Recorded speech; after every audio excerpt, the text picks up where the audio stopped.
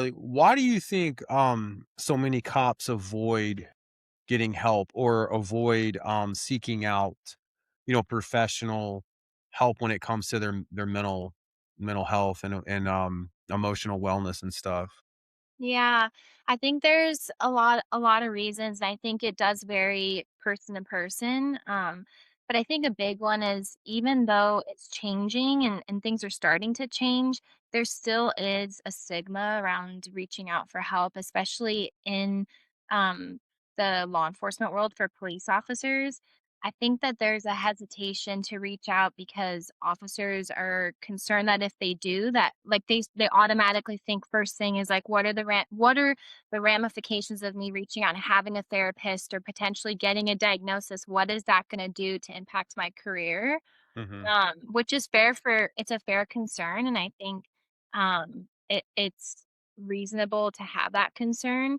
Um, and I also think too, officers, I think some might like think to themselves, this is what I signed up for. Like Hmm. if I'm struggling, like it's maybe they internalize it and they, if they're like maybe they think if I reach out for help, it's a sign of weakness and Hmm. I there's something wrong with me and or whatever, and they try to internalize it and just keep it to themselves. I think there's a lot of different reasons, and I think and but I do, like I said, I think it is changing slowly.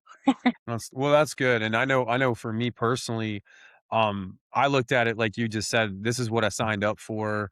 I don't want to be a sissy. And I would just numb. I would turn to less than healthy behaviors to numb and to not think about it. But you know, I I was very what's the right word? My mental health was very poor when I got hired, and I just ignored it.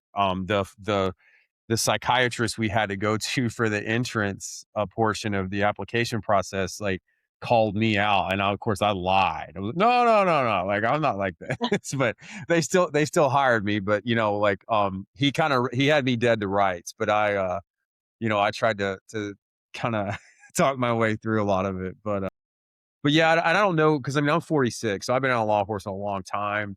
And my generation, I'm an 80s kid, and we were all taught, suck it up, don't be a bitch, don't talk about your feelings. Anger was the only really accepted form of emotion or expression, and so I'm glad to see that that's kind of changing with the younger guys and girls getting into the profession.